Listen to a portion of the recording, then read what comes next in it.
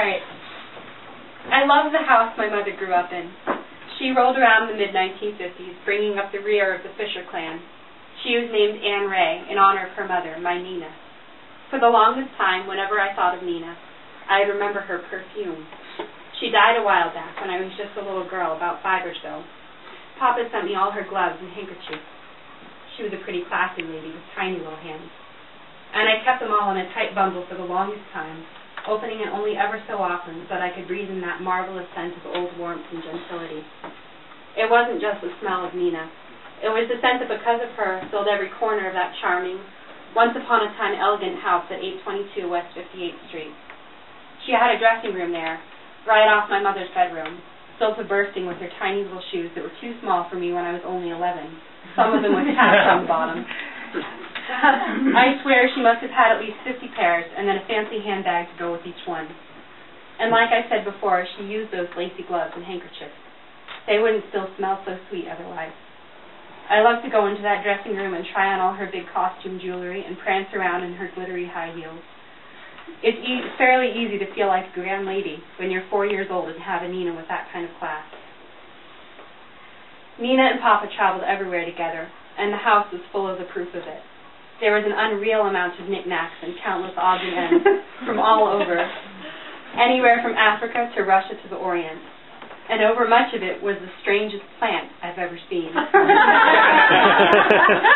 This great, long, hairy thing that stretched in all directions for 20 feet around their living room, all over behind their couches, and threatening to desecrate their souvenirs, wanting to get in on all that excitement displayed everywhere. In the attic, which I really only grew to like when I was older, were shelves and shelves of books covered in dust and smelling the way only well-aged books can smell. There were also wardrobes full of old-fashioned clothes and costumes. If only I had known about them as a little girl, my sisters and I would have had truly out-of-this-world games of dress-up. But Papa was a great fan of marionettes, and their overpainted faces scared me out of that dusty, musty attic, back into the cool, clean, cluttered, and fascinating downstairs. I remember waking up one morning in what was once one of my uncle's rooms. The closet still had some remnants of 70s fashions, and the surfaces were covered with the usual treasures of your typical all-American boy. Not that I knew it at the time. All I knew was that there was this ugly jacket hanging right next to the bed, and it had come alive in the night, turned into a monster, and chased me down. Man, but I was terrified.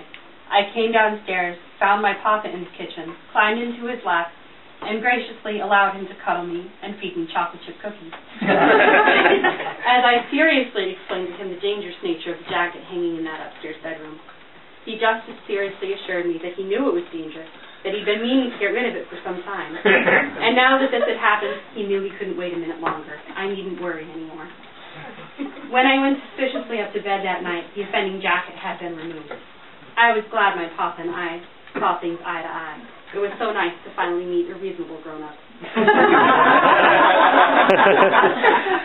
When Nina died, my mother had long since grown up and moved far from home. She had her own family growing now. My guess is that 6 of her 8 eventual children had arrived at that point, so she called up a friend who came to watch over us on our way out farm in Brookneal, Virginia, while she and my dad rushed off to Kansas City. Mommy used to read to us kids every night before shutting out the lights and saying prayers, something out of those classic books that every kid should hear. The 2 I remember listening to over and over were Farmer Boy and The Wind in the Willows. The trick was to stay awake long enough to hear the whole chapter, but pretend to be asleep so you didn't have to say the prayers.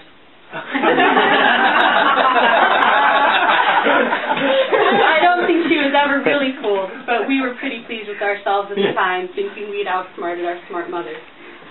I was the lucky one on one particular night, meaning everyone was crowded in and around my bed.